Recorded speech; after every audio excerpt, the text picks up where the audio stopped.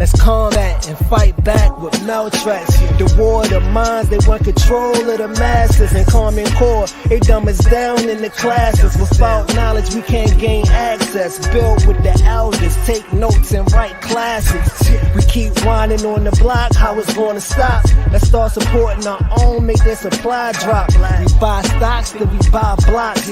Cause we know the truth and we tuned in to Dr.maat.msu. A BB for holy, a BB to me. Peace to all of my thinkers, truth speakers, and truth seekers. Welcome to another Truth to Power Talk with your sister, Dr. Maat.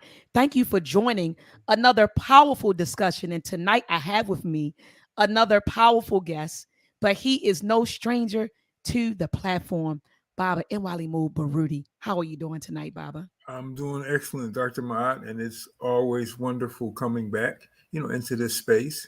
And I was going to say but we're really proud, pleased, however many adjectives you want to add to that, with what you've been doing. We're keeping an eye on you, and we love what we see you're doing. So it's an honor to be back. Ashe, Baba, and I'm humbled by your words, because people in the community know that I hold you in very, very high regard, And so when you said, "Hey, Dr. Ma, you doing okay? You're doing all right by our standards. You're doing okay," that means the world to me, Baba. So I appreciate your words, and just know that I stand on your shoulders. What I'm doing is just a continuation of what you and my predecessors, what you all have been doing, for decades. And so I stand on your shoulders. I'm always quoting you, Baba. So I stand on your shoulders, and I appreciate everything that you and Mama Baruti have done and are doing for our community. Family, take a moment out to thumb up this video. You know how the YouTube algorithm works. The more you engage with it, the more the video gets circulated. So thumb up the video, family. Also share this video. Sharing is caring. Let's get this information out to the people. YouTube and other social media platforms, Facebook, people are inundated with a lot of misinformation, disinformation, and malinformation. And so help us get the word out. If you're on Facebook, post the link. If you're on Twitter, tweet the link, right? And let folks know that I'm live. And let's get the information out to the people. I know, look, Baba, my voice is deep and raspy, but it isn't this raspy, right? I've been projecting my voice, a whole lot these past couple of days. I've been teaching, I've been lecturing, I've been on podcasts.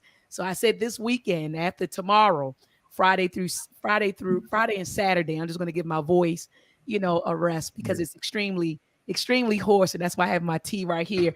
But I couldn't cancel on you, Baba, because you are a very busy man, and with your schedule fills up quick for like a month or 2 months. So I said I can't call him and cancel, so I just got to push through it. But anyway, I want to welcome the Amadaye family.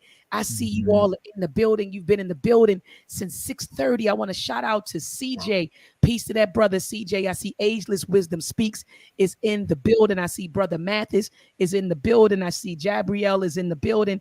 Mama Cynthia Rose is in the building. The Queen Mother, a Beautiful Mind, is in the building. Drake the Great is in the building. I see my brother, Kuji Chagali, is in the building. Peace and love to you. I see Kelfani is in the building. Peace and love to you. And I see Baba Kwame is in the building. So I want to salute the Maadian family. Make sure you thumb up the video. Let's get the word out, Maadian family, that I am live with our great esteemed warrior elder, Mwalimu Baruti. Mwalimu Bamani Baruti.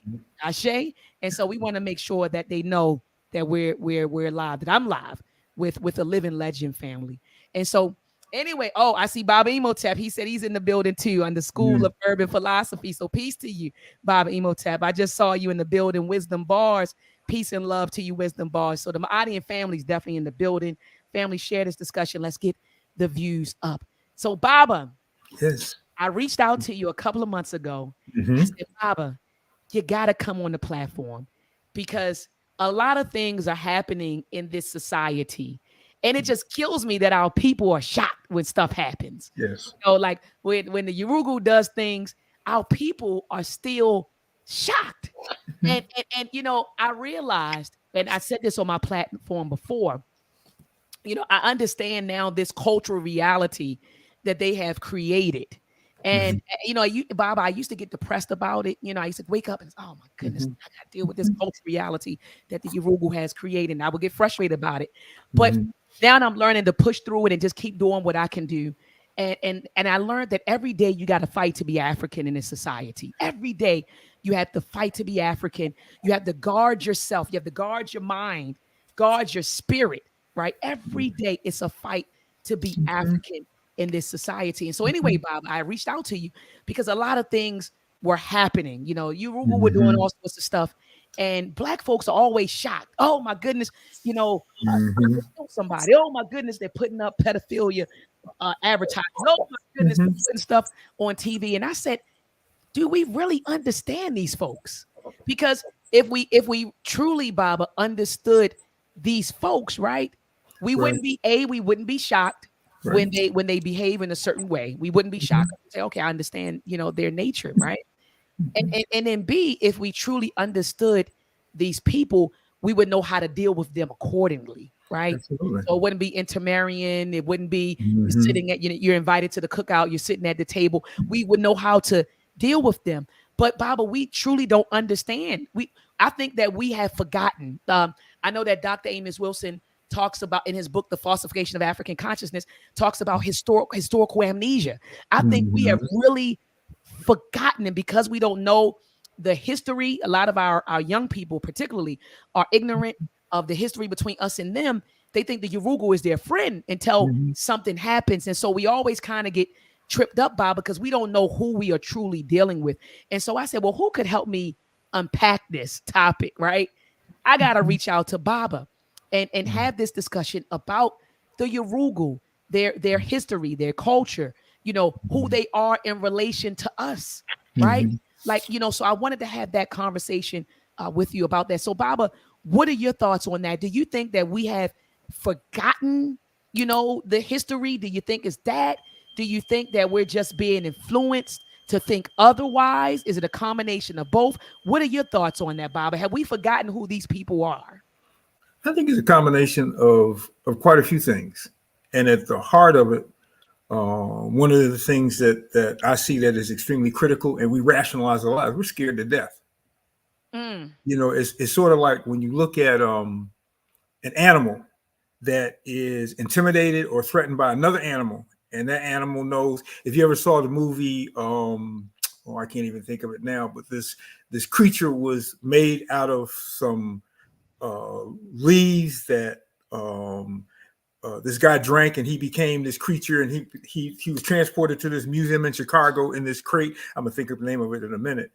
But in the movie, I can't think of the name of it. In the movie, the cops were going into the basement level searching for this creature, or searching for whatever. They didn't know it was a creature yet. And they had 2 German shepherds with them. And these 2 German shepherds broke loose from the cop to go get this creature. And you heard one of them yelp, he was dead. And then you heard, the cop came upon the other one, and the other one had his head down, almost afraid to breathe, afraid to look up. That's us. We don't want to look at them for what they are. Subconsciously, we know. Subconsciously, we know what they have done, whether we have read the history book or not. We know. We feel it. You say things get passed on genetically. That got passed on genetically as well. Okay, so we are afraid to even look in their direction, to question, to even think that they can possibly be like this, because we are afraid that's what that thought, just the idea of that, will make us do, because we have convinced ourselves that we are secure, that we can gain some kind of security, that we can gain their love and their validation. Urugu is extremely effective. Has been extremely effective, very effective in convincing. What is that? The devil's greatest thing was to convince the world that he didn't exist. It's been very, very effective in doing that. And I don't know, because I'm not, I'm not divine in that way, if you will, but I don't know if it's because I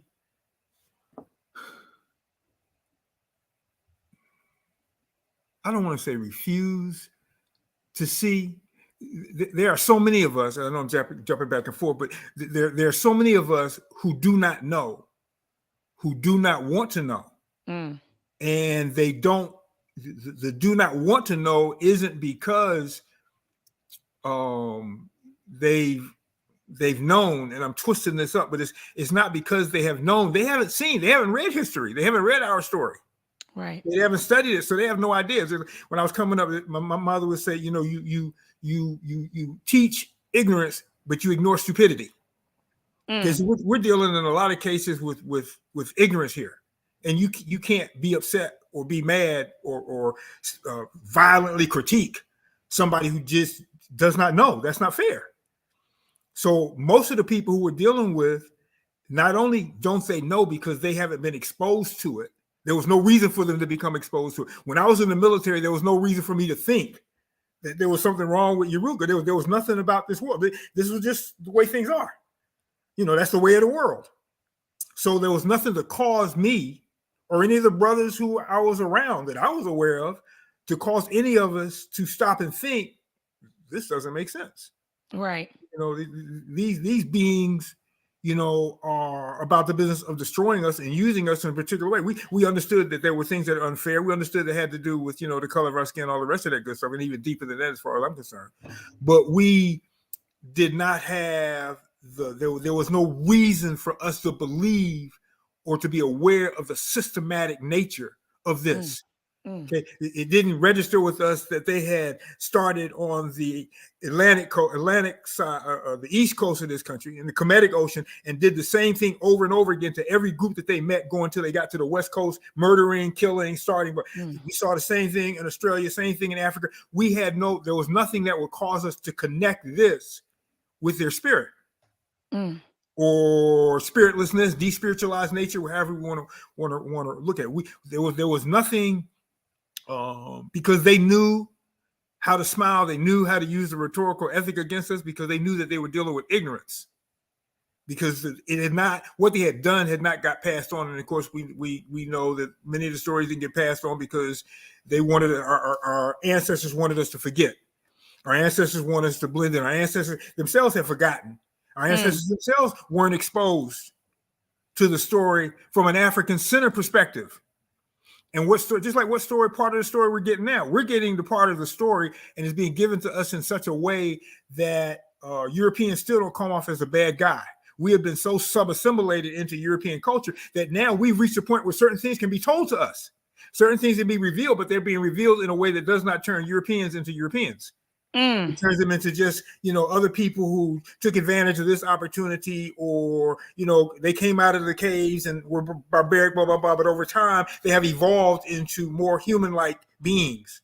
The thing that I read on the regular, sometimes on purpose, sometimes accidental, is the introduction to Marimba Ani's book, Yurugu.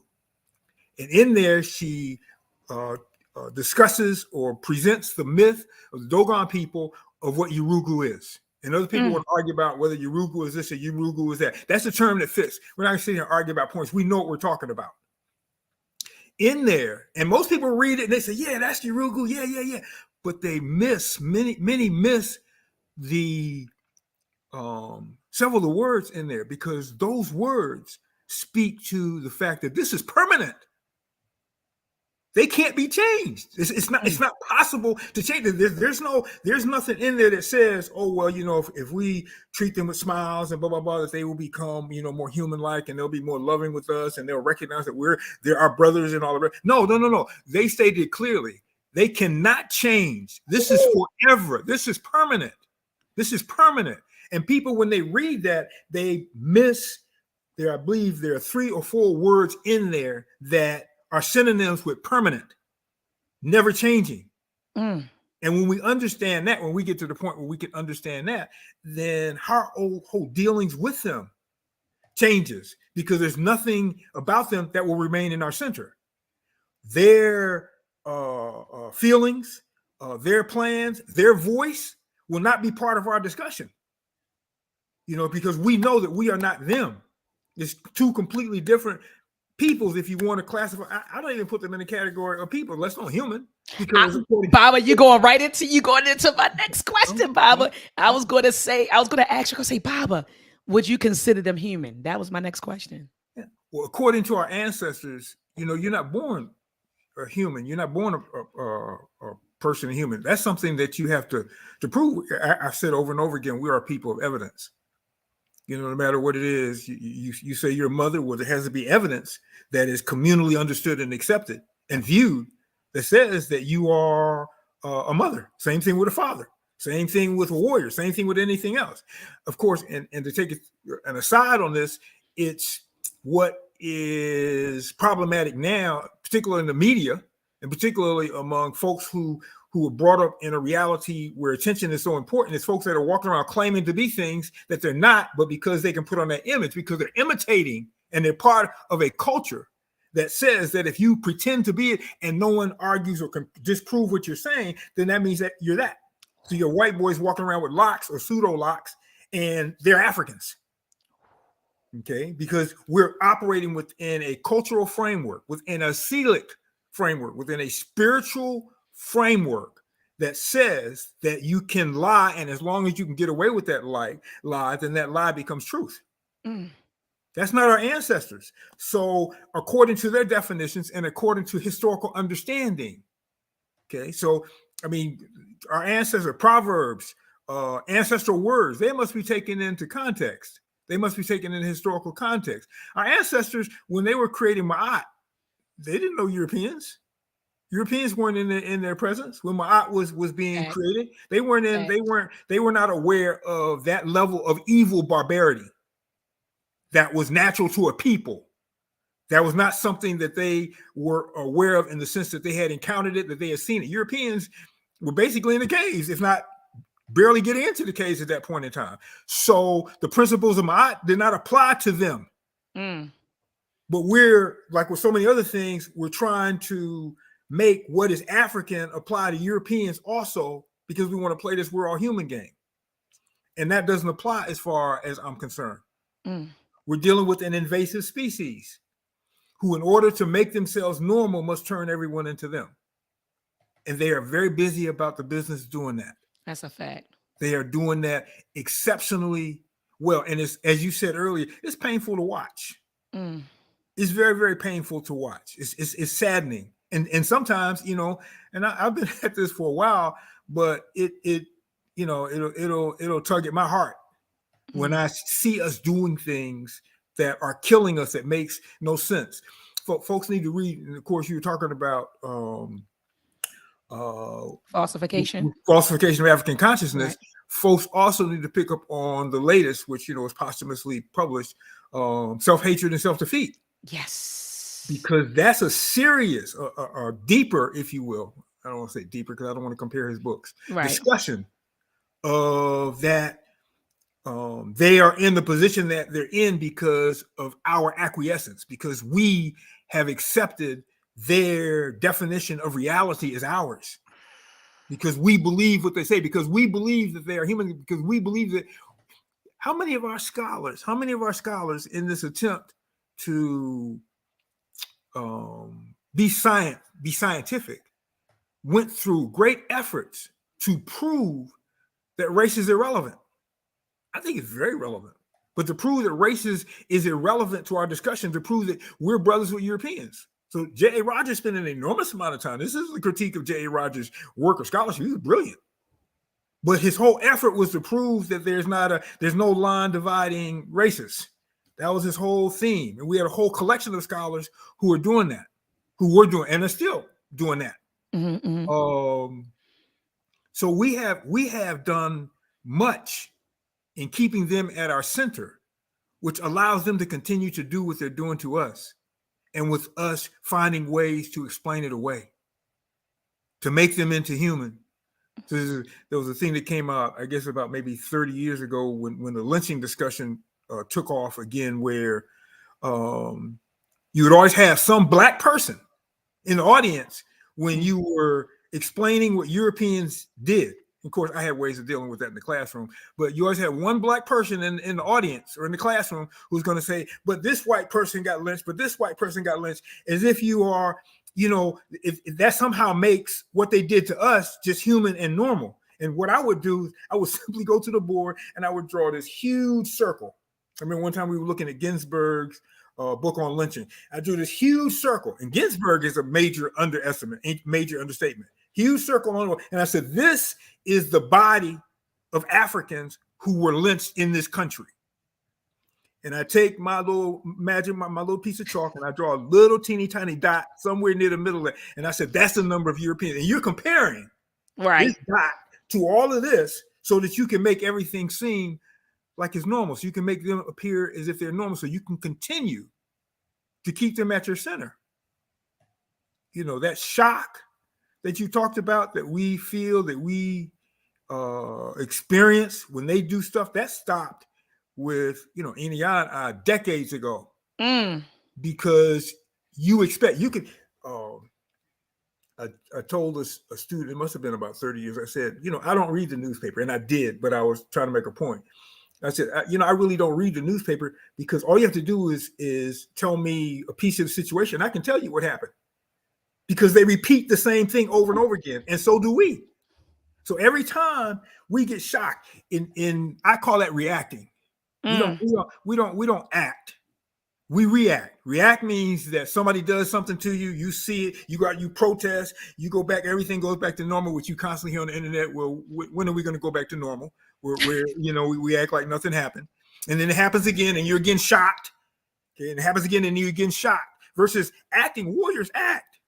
Warriors recognize a historical pattern. You don't have to sit and say, okay, well, they did this to me. Well, there's a historical pattern. Come on. And in that historical pattern lies the answer. How we conveniently use wisdom to allow us to continue to do nothing. So it's like this pattern that has existed for warriors. You don't need to see it or hear it again. And it doesn't need to be the focus of discussion. Okay. There are things I don't need to talk about to warriors or with warriors because they know exactly what needs to be done. The discussion, I put up a meme today and there was a picture of a cop with a black woman, but I'm assuming that's her daughter. And she's, sort of pushing her daughter toward the cop and, the smile on her face, etc. And folks rightfully, some of them didn't post on the post. Some of them messaged me very angry about seeing this.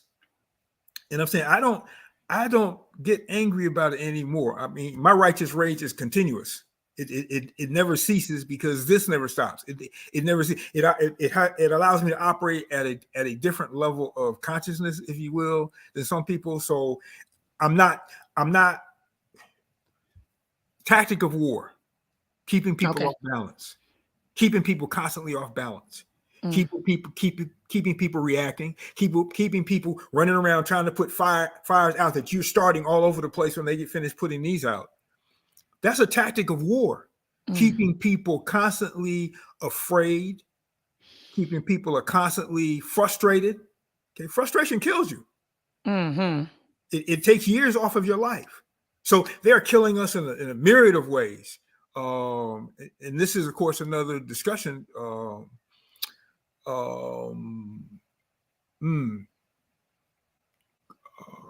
Cambone. Yes, the Kobe Cambone. No, not Kobe Cambone. Wow. The one whose son is over. Last man standing. Okay. Obadale's father. Yes. And I have no idea. Kamal R. Cambone. Okay. He made. I don't know if he created the term, but I'm assuming that he did, called subtle suicide. Not subtle suicide. Subtle suicide. Yeah, subtle suicide.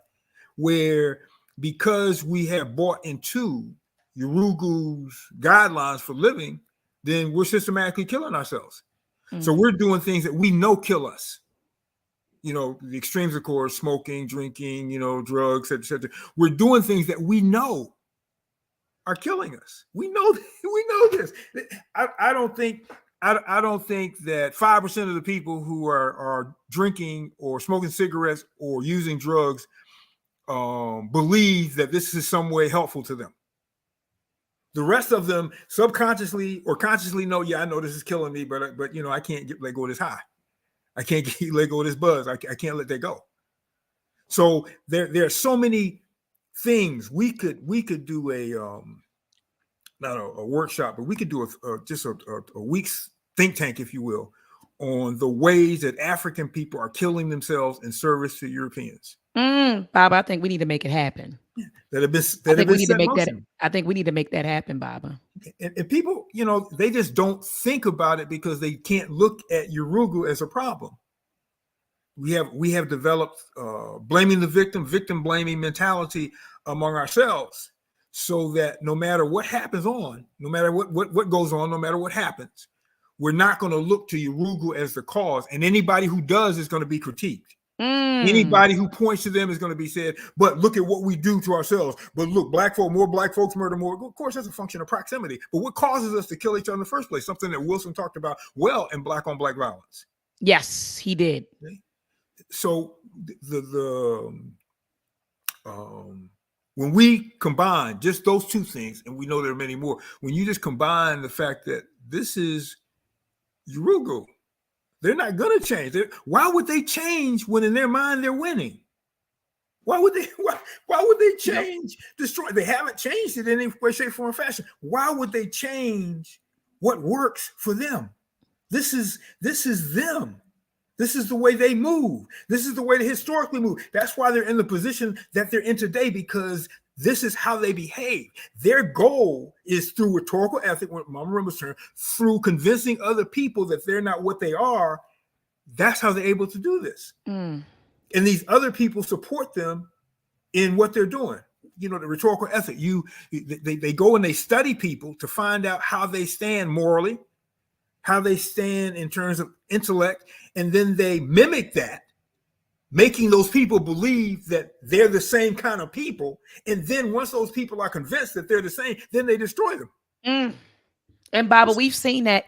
Baba, when you study the history of other indigenous people, like you said earlier, Baba, you see the same pattern over and over and over and over again. And like you said, why change if it works for you? So Baba, let me ask you this. Baba Imhotep put in the chat, he said, Europeans do not fit into the African definition or concept of human being. And that's what I asked you earlier. What does it mean to be a human being? So earlier you said that in our traditional cultures, you had to prove yourself. It had to be evident. You had to prove yourself to be a human being. But what does that mean in traditional African culture to be a human? Believe it or not, to me, that's a very complicated question. It should be really simple, but it's a really complicated question because we're not living in an African reality.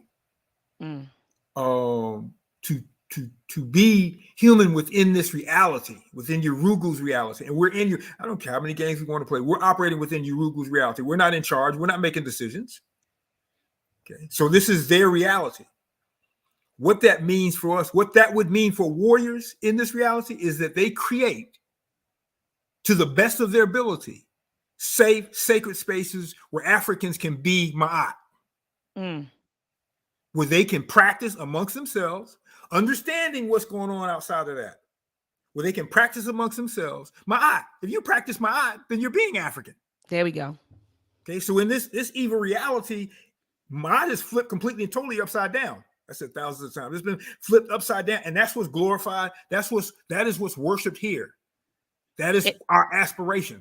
So in traditional African cultures, to be human was to practice ma'at. Yes. In our traditional African. Absolutely. Because that being human is a social function. Okay. It's how you act toward other people, what you do in other people's presence, how you help other people, how you look at other people, how you speak to other people. Okay. What you do for other people, who you love and who you trust and who are part of your village, your community. Okay? That's being human. You saw the vestiges of this when in the South, even some a little bit still today, 40, 50 years ago, when you walked down the street, you spoke to everybody. I don't care whether you like that person or not. Yeah. You spoke Facts. to everybody and you were concerned about their life, even if you didn't necessarily like that person per se.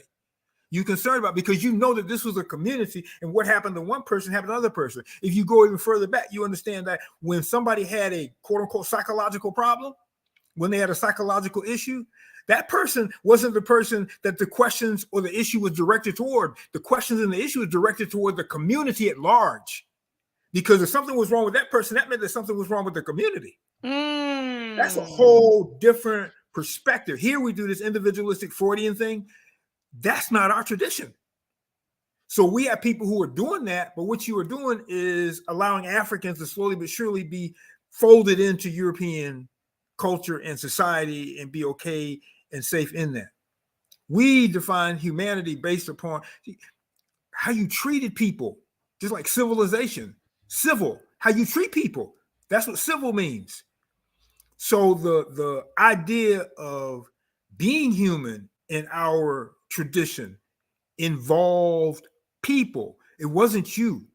You weren't. Europeans have flipped that around because that allows them, no matter what they do, no matter how they behave, to be classified as human also. So within European culture and society, a serial killer is a human. A steadfast rapist is a killer. Okay, somebody who just abuses everybody in his or her family is still a human, according to that definition. You know, a mother or a grandfather or a father, whatever, who locks their children in a closet and, you know, feeds them crap through the door until they're old enough to find a way out. That person is still considered to be human, which allows Europeans naturally, and it makes sense. They have taken the definitions, just like warriors need to reconceptualize words to fit our needs. They have taken words and defined them along European lines. So they fit their insanity. So the insanity becomes sanity for everybody, anybody under their control. They know this is where a lot of us get tripped up, because we think that they don't know what they're doing. We think that they're just, you know, sort of trodden along, just like we want to blame capitalism for our enslavement. Capitalism was created out of a mind, and that mind is European. But we don't believe that they know what they're doing. We're still buying into this few bad apples argument. We're just a few of them who, you know, are ignorant, don't, that civil rights stuff that, you know, is just a few bad apples in it. If we can just get close enough to them and be in their presence long enough, and they can see, you know, that we're good people and that we're, you know, we're like them, then they'll stop acting this way toward us. No, they know what they're doing.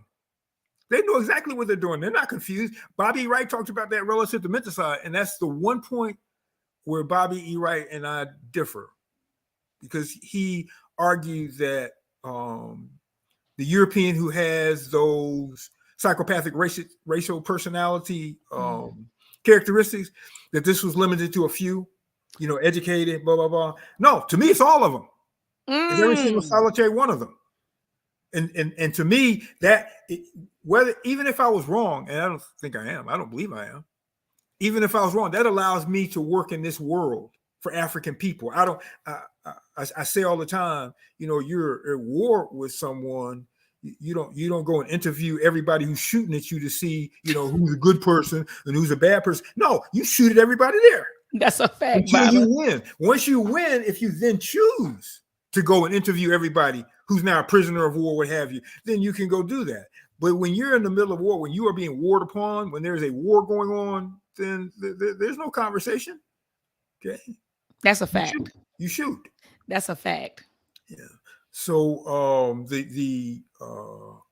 I guess related directly to that, this conversation, you know, that we have with Europeans, this conversation that we have with each other, this conversation where we are dealing with others who look like us, who are confused and who adamantly fight in service to Europeans.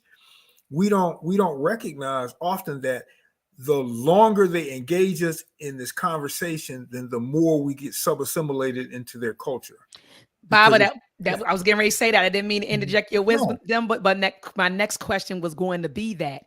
Have we become them? So in W.E.B. Du Bois, or Du Bois, some people say that, Dr. Du Bois, but you know, he wrote in Souls of Black Folks, he talked about the double consciousness. Mm-hmm. You know, Dr. Amos Wilson, developmental psychology. He talked about the dual consciousness. So we've heard, you know, different people talk about, oh, you know, we operate with a double consciousness, dual consciousness. Do you think it's at a point, Baba, where they've taken, is it still double? You know, like, or do you think that one has completely dominated the other? I think that for most of us, I like to use the school analogy, especially when it comes to sexual insanity, but it applies in general. We are in school. We are in their school. And the higher the grade we reach, the more we become like them, the more we believe in what they do, the more we don't question them. Because again, at one time, you know, when I was a child, we considered Europeans to be immoral relative to us. You know, that was pretty much understood. You know, you still had to work for them, et cetera, et cetera. So you couldn't, you know, voice that opinion in their presence, but we understood that they were immoral. That was understood. But we were so intent on being sub-integrated with them because we saw every aspect of them as being power, indicators of power, possessors of power. And we assumed wrongly that the more we became like them, then the more powerful we would become. Facts. The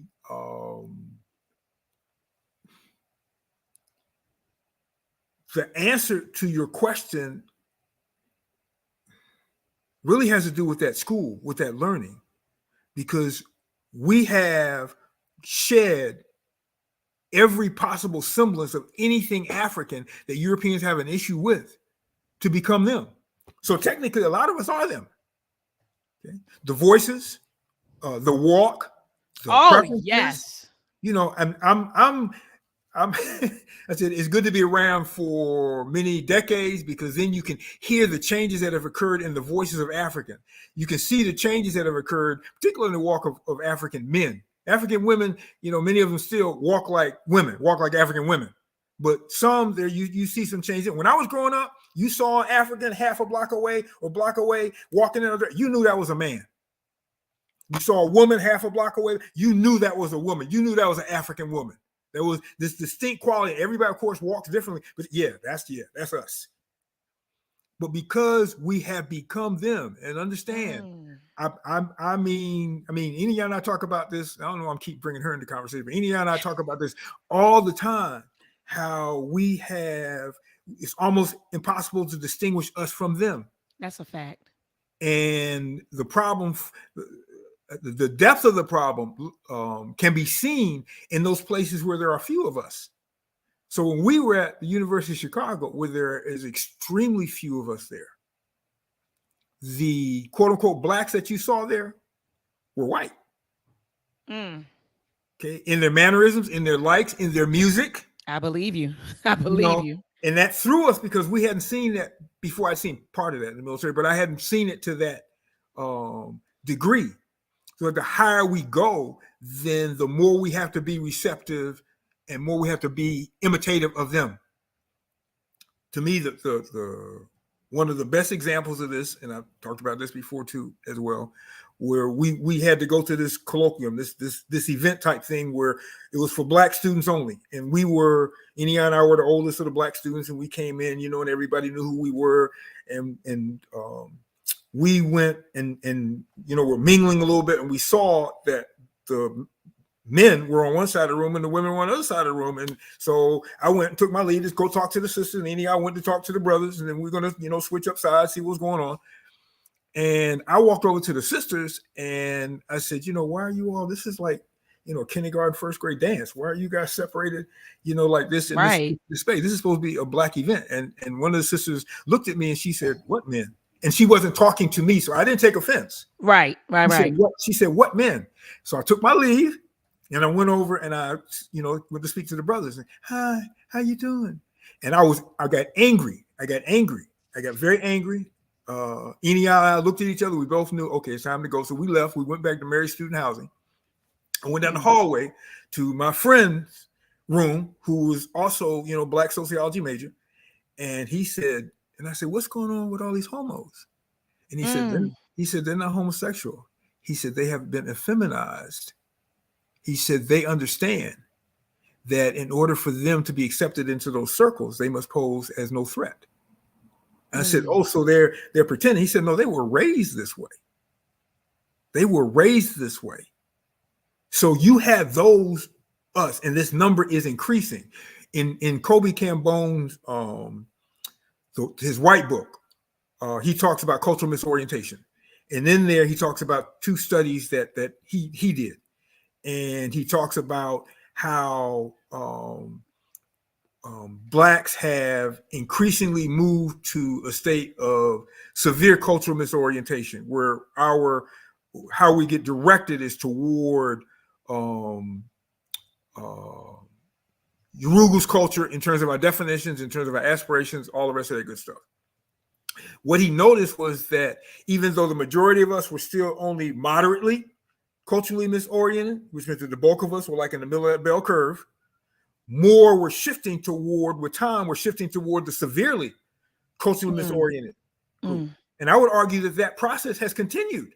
Absolutely. The more we're in with them, you can't be African. There are limits to that. There are great limits to that, and they're not spoken, even by your own people.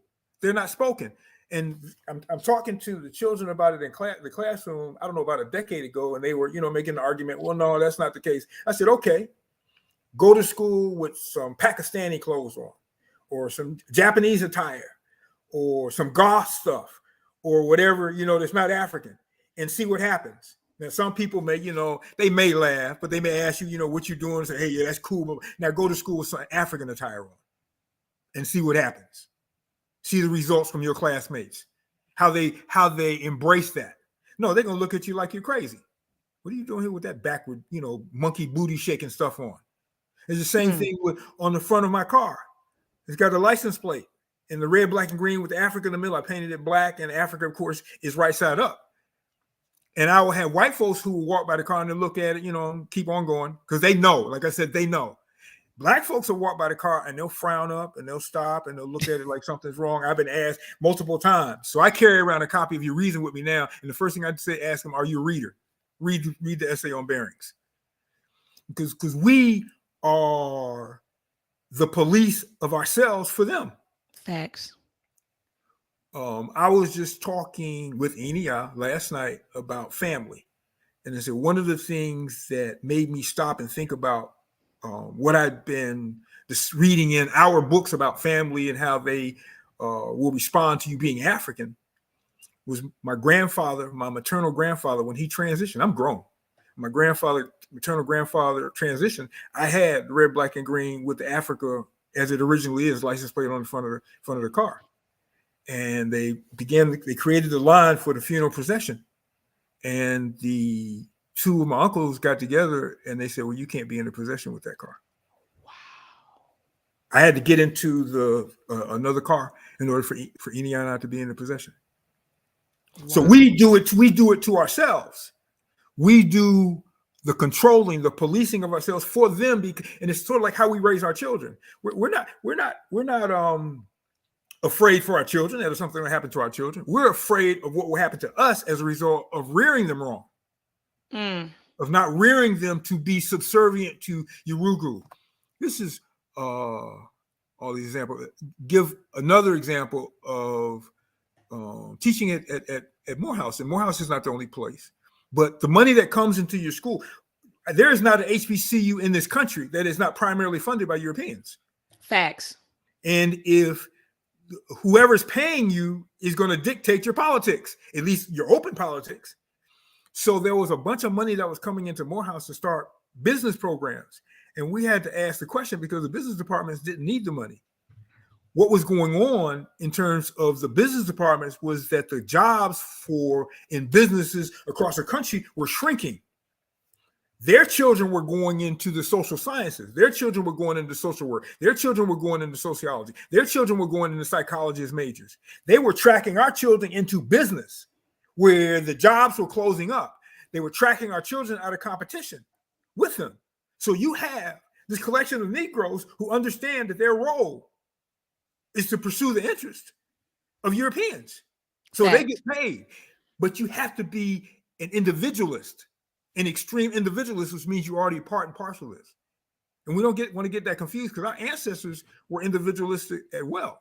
And I remember, Baba, you broke that down to me because remember, I was studying Dr. Amos Wilson hard, and he was like, "There's no such thing as an individual," you know. And then I heard you say, "Well," so I was confused, and you broke it down beautiful for me. So, Baba, could you expound on that? You said we were individualistic. Yeah, we were. You said we were both. We were individual. We were individualistic. The Akan were possibly the most individualistic, but it wasn't this competitive, I hate you, I'm trying to get over on you, I'm trying to beat you out of what. No, it was an individualism based upon me knowing more or knowing better than you did so that I could become the kind of scholar worker that I needed to be so I could serve my people better.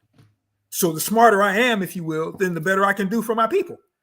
So it's the communal mentality of individualism. Versus here is a individualistic mentality or individualistic pattern or individualistic aspiration. I'm not trying to help anybody. Okay. And if I am helping anybody, then it's going to be a tax write-off. But I'm not trying to help anybody. I'm trying to help me, and that's it. Okay.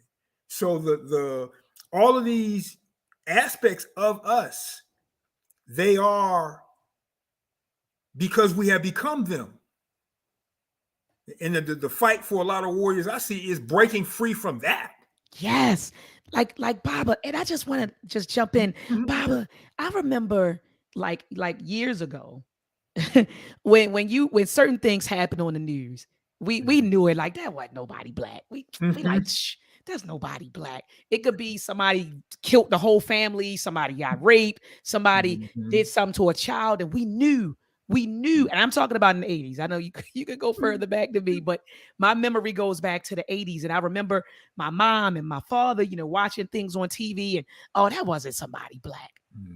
But now, Baba, I'm like, man, we got to wait and see. And some of the things that I see on the news that I would think that it would be the Yoruba, it's us. I'm like, dagger. So I just remember a time, Baba, in my little 42 years, I remember a time where certain behaviors were not attributed to black folks. We already knew, oh, that was a white person or that.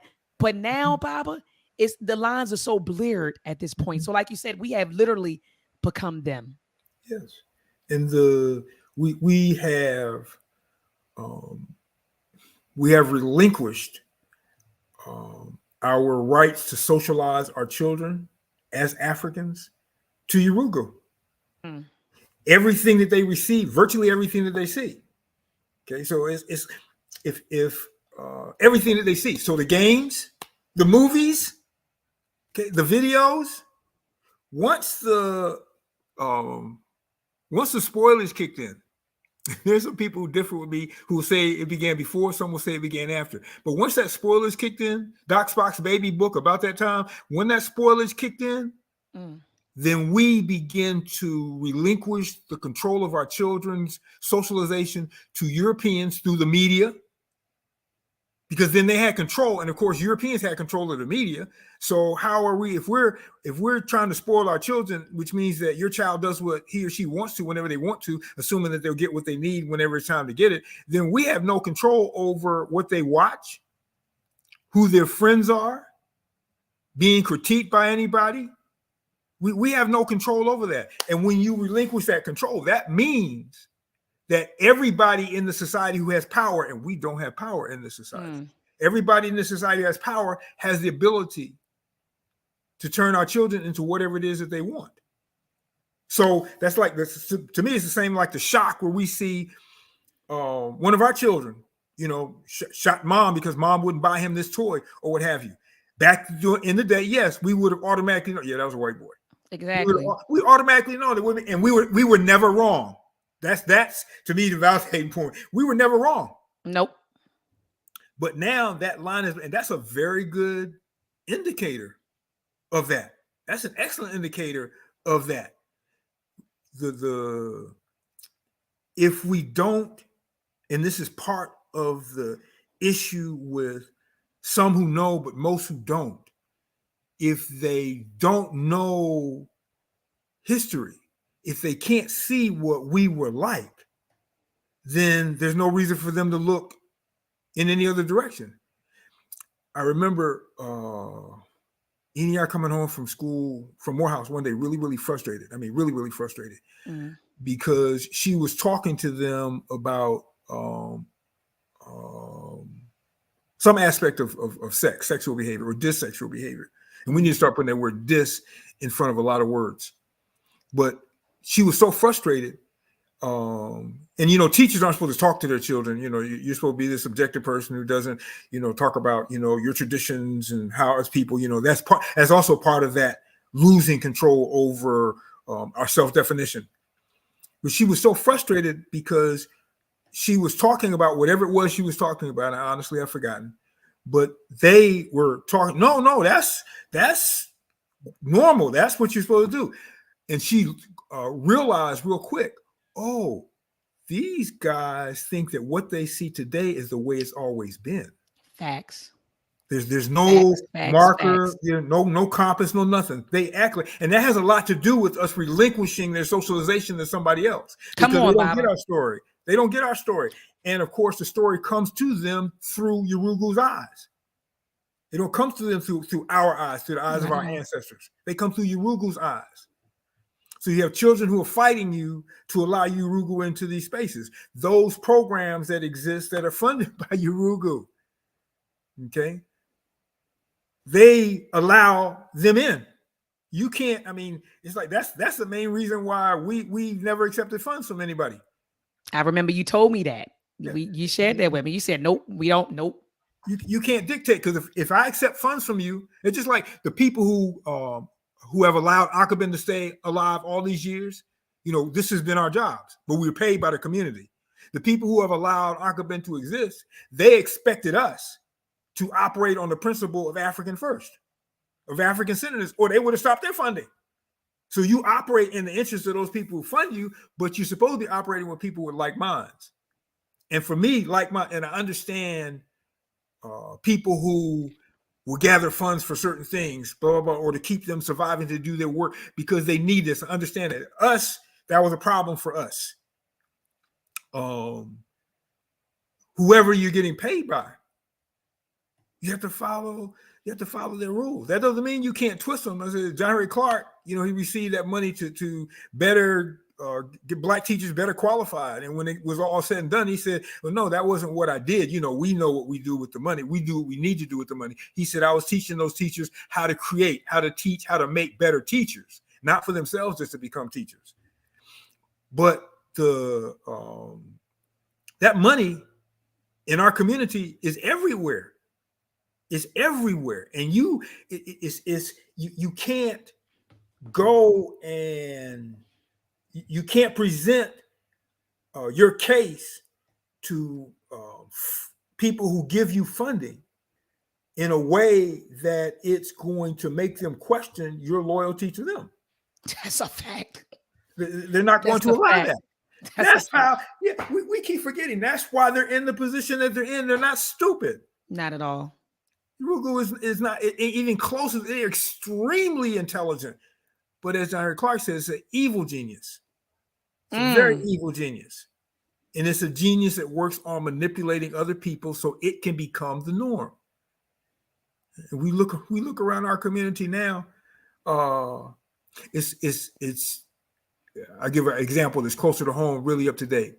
White boy and his black wife moved onto our street about 3 or 4 blocks. We're in the center of the regentrification area, which you've been here. Yeah, absolutely. Bob. Yeah, this is the heart of regentrification in the city of Atlanta, West End. This white boy and his black wife moved in. I don't speak to Yurugu, so they drive by a couple of times and they wave, and he comes and knocks at the door. Oh my gosh, leaving a note. Yes, I'm a former boxer, and I see you teaching the children in boxing. Can I assist you? Of course, I didn't respond. Well, I didn't respond in words. And he, of course, got the point, and she got the point. And after a few months, because the other black folks, other Negroes, they still indebted to Europeans for civilization. So now they have successfully turned half of the block against us. Not, to do anything, but in terms of their attitudes, interactions, and all the rest of that. That's how Urugu works. But it didn't surprise us, and we were not alarmed. I'm not freaking out. Anyhow, not freaking out. Right. We expected this. This is what they do. With the first thing they do, and I've said this before, the first thing they do when they encounter you, they're looking to see if you're friend or foe. Okay, that's systematic. That's not a conversation. This is another place we get twisted. We think that in order for people to act in a conspiratorial way, they have to have a conversation. They have to have a meeting. They have to have a conference. No, the dry cleaner in California who services black women and the dry cleaner in New York who services black women, they're not having conversations. They're not on the phone. They don't even know each other's names, but they both of them know to price the cleaning of the black woman's clothes higher than anybody else's. They know that. So you're talking about a cultural conspiracy. That's why when I first started delving into conspiracy theory, my first question was, of course, well, what are they doing for the community? Which the answer to me ends up being nothing. And there's nothing wrong with knowing who is who, but this becomes your life, and this doesn't guide you to do anything for black people relative to that.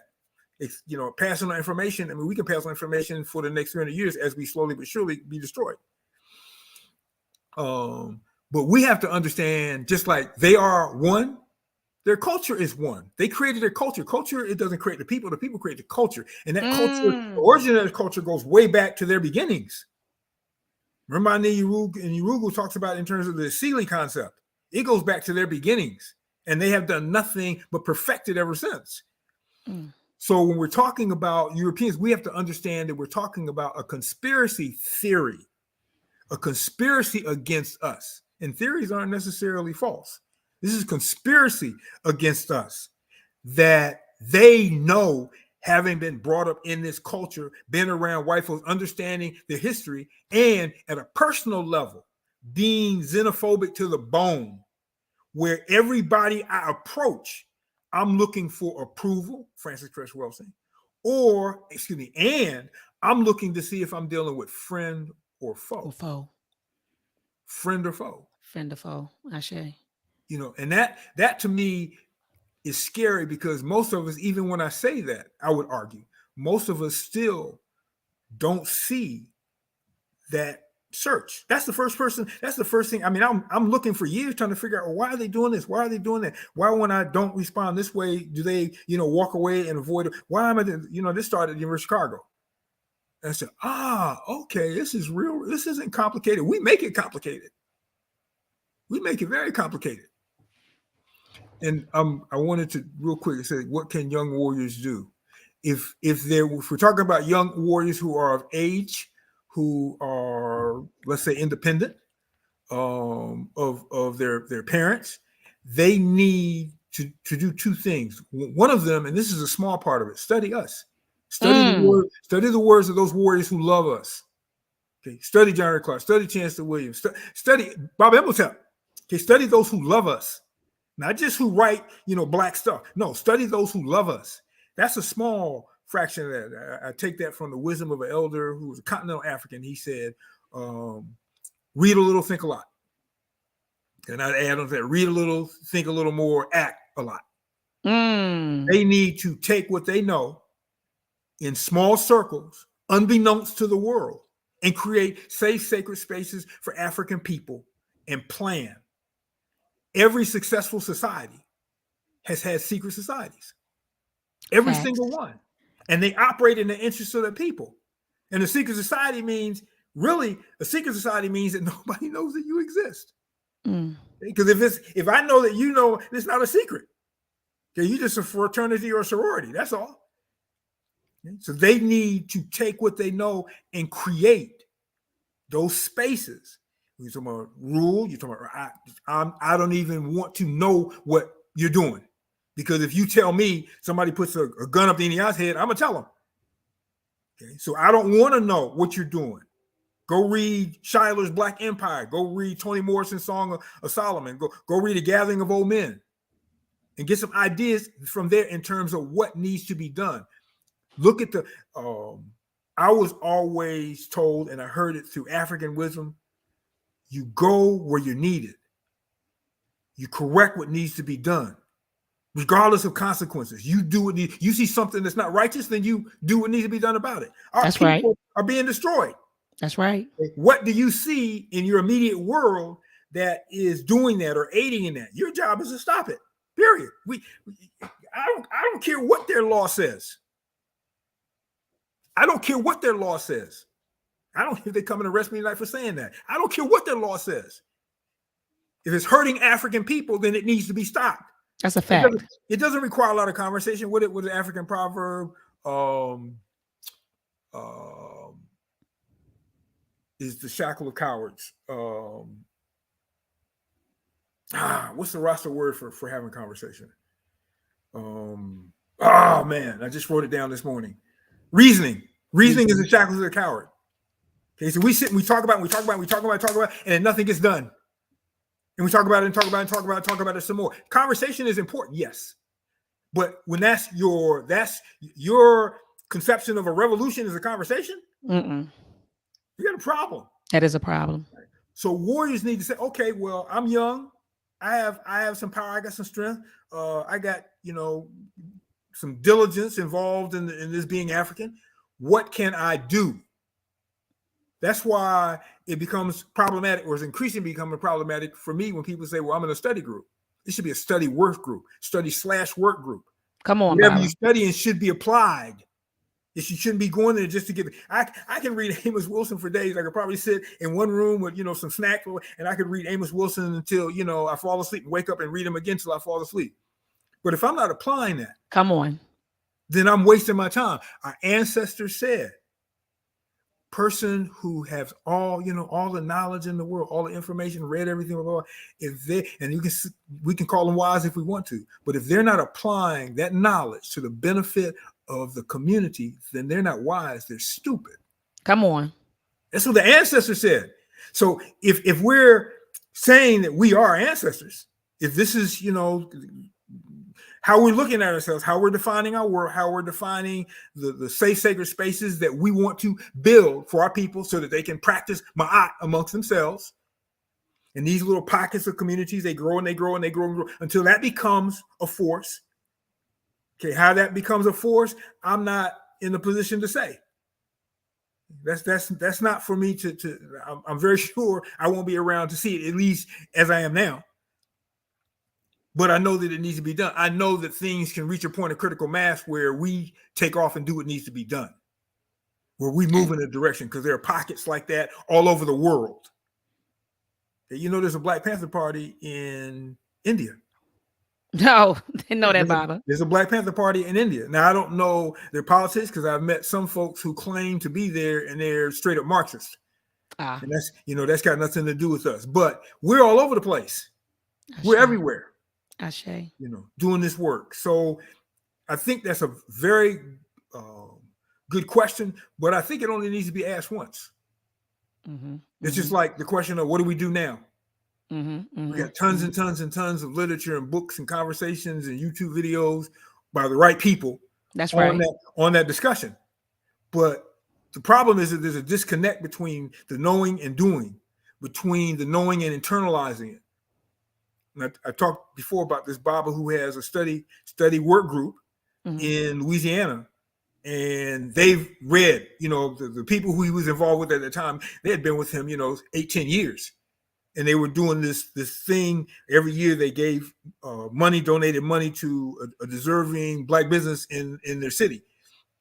And the treasurer said, well, we don't have any money now. So they said, well, let's raffle, TV, widescreen, and something else. And again, the treasurer said, we don't have any money. So one of the guys who had been a part of this one time, he said, well, we can, say that we're raffling the TV, say that we're laughing. And, of course, somebody who we know or one of whatever wins the TV. But of course, there's no TV. We just take the money and we give it. And he went into shock because it registered with him then. Oh, they've read Chancellor Williams. They read all of our scholars, but they didn't internalize it. It didn't become part of them. They're not acting on it. These are just words. And I see so much of that online.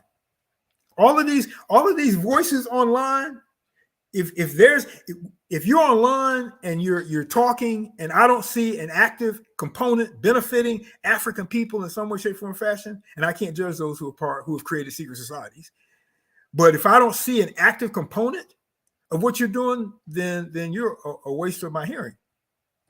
There's nothing about you that I need to respect, because we are in such dire straits. We are in such trouble right now. It's not the conversations about what's going on with this athlete here or this actress there or what have you. That's irrelevant. Is that gaining sovereignty for African people? Right. You know, it may be elevating you within European society, but is that gaining sovereignty for African people, which to me is a benchmark for anything that anybody's doing. So anything that is not assisting African people becoming empowered in the face of evil, in the face of Urugu, in the face of an anti-African reality, anything that is, if you're not doing anything in that direction, then as far as I'm concerned, especially if you're a waste. And I don't, I'm sorry if you're. That's real, Baba. That's real. That's real. In fact, and you're hurting more than you're helping. It's sort of like the person who knows and doesn't do anything. Just, I'm just not going to do anything bad or good. I'm not, But if you're not doing something constructive, okay, sisters being beat up by their boyfriends, by their husband, or their compliment, if you aren't establishing some place for them to be, if you're not developing a way for them to get away from it, to be able to feed, to have a place to live, to pay, a place for their children to be, that's not white. That's not white funded. That's not white directed. You're not doing what's needed to be done to get our children off the street. How many homeless Black children are there? How many missing Black children are there? These to me are the real issues. You can't talk about organized creating this war, defeating Urugu, when your people are being destroyed, because most of the people who are being destroyed, the kind of warriors they would make. Can you imagine the kind of warrior would come out of a boy who was just beat on the regular by mom, dad, whoever? What kind of warrior he'd make? The power that he carries inside, the righteous rage he carries inside. So to me, and I know I'm still on on that question, but it's a vital question. It should be posted. Absolutely. And Baba, people were in the chat, and shout out to brother Kuji Chagalia. He pointed the sister he told her get the Asafo. He said you actually have a list in your Asafo book that talks about, what Asafo should be doing. And so I'm glad that they mentioned your books, because family, I want you to visit akabinhouse.com. I'm going to throw the link in the chat, because a lot of you are mentioning Baba Baruti's books. I'm going to throw the link in the chat, family. Please visit Akabin House. And also, I'm going to put it on the screen. This is where you can get his books from. Okay? All of his books. Let me scroll down. All you got to do is come here. Look at this, family. All of his books. And I believe, Baba, you have about 25 books. Is it 25 or 26? 28 and one on the way. 28 books, family. 28 books on everything you can think of. Like everything you could think of, he has a book. Okay? He has a book. All right. So I dropped the link in the chat. Baba, also, what is your Cash App? We want to donate to you. We want to support you, Baba. I'm going to make sure that when I get off air, I send you some funds. So we want to support you, Baba, also, because you're doing the work, and we need to support people not only with our mouths, but with our resources. So buying your books, sending you a Cash App. So Baba, what is your Cash App, so I can throw that in the chat so the family can send you something just for your time, Baba, and for your wisdom and for your work. And I appreciate that. The Cash App is $YAAMBARUTI. So $YAAMBARUTI. All right, I'm putting it in the chat now. Family, let's show Baba some love. You see this up here? So it's YAAMBARUTI. Okay, $. Let's show Baba some love. Baba took time out of his busy schedule to be with us tonight. I see the chat is on fire. You loved it. You said that this was a lot of, he gave you a lot to think about. Some of you are saying you feel energized, you feel inspired, you feel empowered. And so we gotta support. What I don't want to happen is this, family, and I talk about this a lot. In our community, we have the habit of our elders to be amongst us, right? And we won't support them. We won't, send the elders some resources. We won't support them. And then as soon as the elder makes his or her transition, not that Baba's going anywhere anytime soon, right? Okay. Mm-hmm.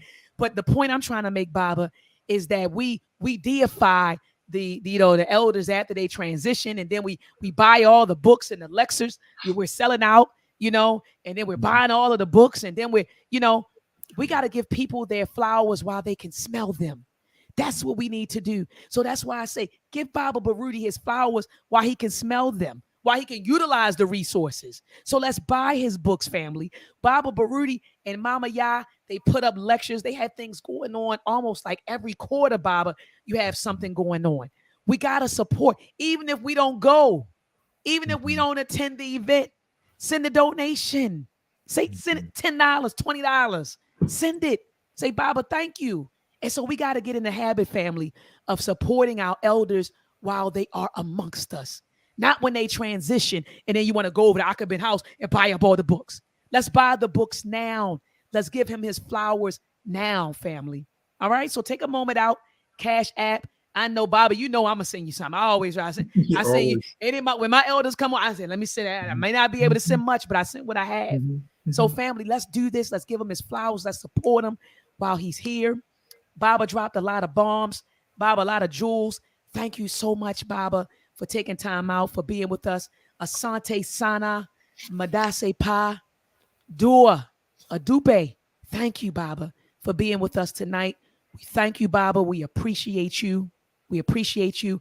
And we love you, Baba. And we give thanks for everything that you've done. Creating these books, these I call them sacred manuscripts. That's what I call your books. Sacred manuscripts. This is time consuming. It costs resources, it's time, it's energy, it's your wisdom. Baba, this is a lot. And you said you're on your 29th book? Yes. Baba, we thank you. Baba, and I tip my hat off to you. Again, Baba, I stand on your shoulders. That Ubuntu I am, because we are. Baba, I appreciate you. And they're going to be sending you, the family said they're sending you Cash Apps right now. And I see it in the chat. Family, make sure let's load them up tonight. Let's load them up tonight and let's support our elder. Baba, do you have any closing words for the listening audience? I'm honored to be on here. As I always say, you need to be honored as well, because I'm surprised the degree to which they are allowing you to do this in their space. Even if this was your, complete total page, they're going to find a way. Yeah. And the warriors need to realize also the sacrifice that you're making. This is, you could be doing other things. Like John Clark said, I could have been a millionaire. But I dedicated my life to our people. That was the goal. I will also say that on Saturday, I will be doing a lecture on developing a rights program at Black Dot. The flyers on my page and Baba and Mwalimu Baruti's page and Akabin Institute page is also on NEI's page. So that's going to be this coming Saturday starting at 4:00. It's going to be live and virtual. So if you're not in Atlanta, you can still see it. So I was just working on the PowerPoint for it yesterday. So hopefully we'll see some folks there, especially those who see as part of their duty the creation of programs to move our children better into their being African. Okay. So it's an honor to be here. I'm grateful to everyone who's here. And whenever you want, you can call me. I'll come back.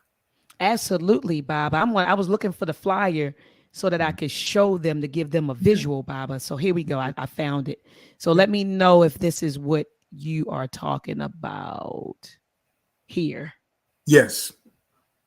That's the flyer. Okay. Yeah. Fundamentals. Okay.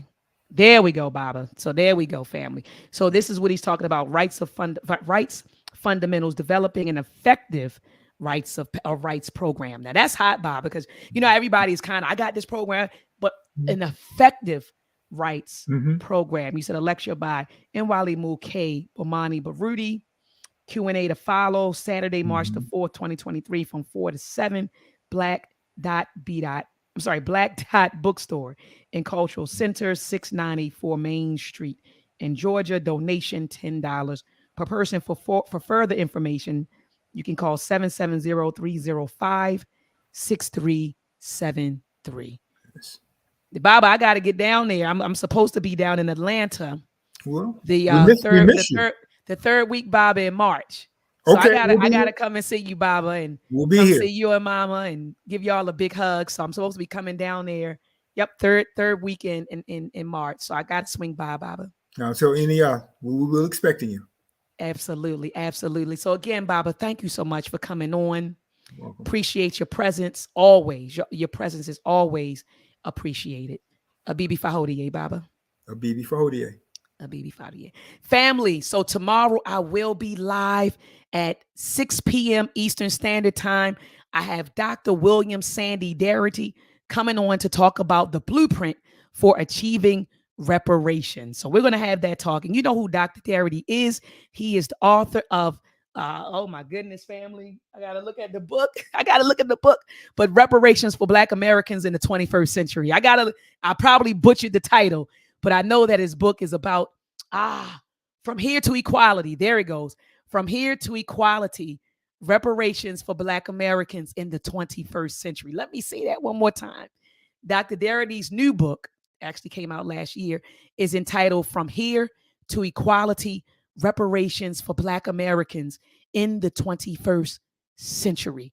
All right, so he'll be on this platform tomorrow at 6 p.m.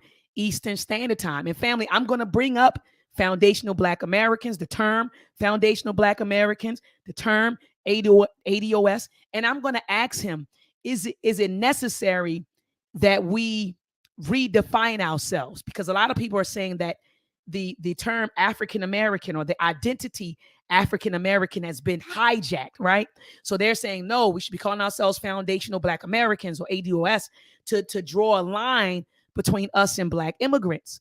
Is that necessary for achieving reparations? So I'm going to be asking him hard questions like that. So family, make sure that you tune in tomorrow at 6 p.m. Eastern Standard Time. If you don't catch me tomorrow, watch it in the archives, but then tune in live on Sunday at 7 p.m. Eastern Standard Time for the Read Book Club. We are going to discuss the first chapter of They Were Her Property by Dr. Stephanie Rogers. It says white women as slave owners in the American South. A lot of folks don't talk about that. When we talk about slavery, we don't talk about the white woman's participation in it, right? And so I'm telling you, this book is eye-opening. 40% of slave masters were white women, and their tactics were just as brutal as the white as the white male, or as their counterpart, the white male slave masters. So we're going to unpack all of that stuff, family, on Sunday at 7 p.m. Eastern Standard Time. Thank you so much for tuning in. I do appreciate you all. I appreciate your presence. Please send our elder some love, man. We got to love on our elders while they are here. We got to give them their flowers. While they can smell them. Let's combat and fight back with MELTREK.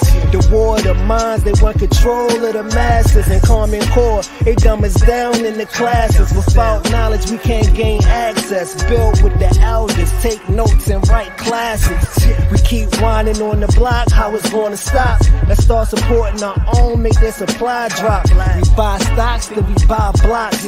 Cause we know the truth and we tuned in to Dr. Maat.